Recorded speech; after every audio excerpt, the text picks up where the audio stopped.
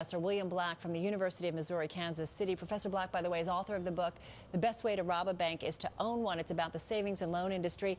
And Professor Black, let's talk financials for a moment, because you did work at the Office of Thrift Supervision in the early 90s, also the Federal Home Loan Bank of San Francisco in the 1980s, so perfect person to talk financials about.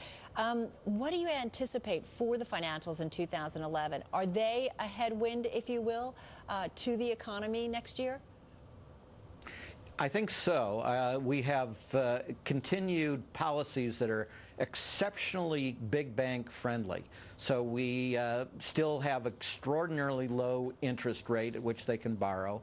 The Fed still has taken their toxic assets off the books. The accounting rules remain gimmicked, so they don't have to recognize their losses.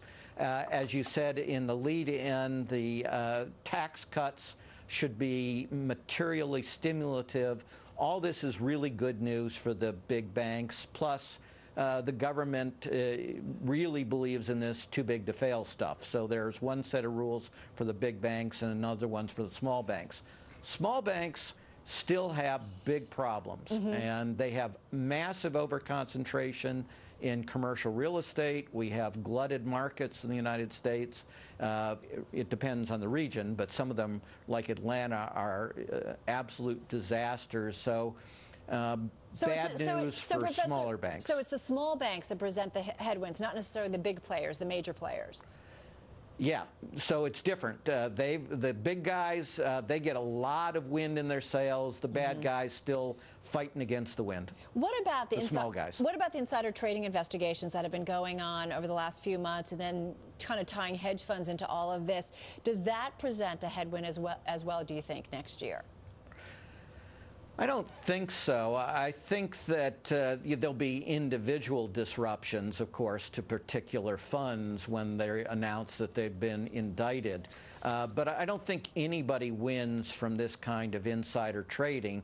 And one of the big stories in finance, of course, is that the regular man and woman in the streets has still largely withdrawn from the stock market. If you want to get those people back in, you want it not to be viewed as a rigged market. If you have successful prosecutions and the market is viewed as fairer, you may get more common people back in. One market, though, that everybody's kind of looking at, again, we've kind of looked at it on and off over the last year or so, is the muni market. And Meredith Whitney certainly created some waves when she went on 60 Minutes and really talked about concern. She talked about up to 50 to 100 U.S. cities could default on their muni bonds over the next 18 months. 60 Minutes called the segment The Day of Reckoning. What do you think about the muni bond market? Is that also something we've got to keep a close watch on in 2011? Or do states start to get their fiscal houses in order and the economy kind of helps it along? Well, the only good news there is the federal tax cuts and their stimulation, because this is one of those really gratuitous self-inflicted wounds. In the original stimulus bill, there was a provision for substantial revenue sharing to avoid precisely this state and local crisis. And revenue sharing is a good conservative Republican idea. For reasons that pass all understanding, the Republicans and the conservative Democratic Blue Dogs got together and killed that portion of the bill, even though everybody knew it was going to produce an economic crisis in the states and localities. So, yeah, we're going to have more bankruptcies. I doubt in the near term that we're going to be anywhere near the number that she's talking about. But you're going to get series of downgrades as you get more bad news on pensions. Sounds like net we've got a lot to tackle certainly next year. Professor Black, thank you so much for your time today. We appreciate it.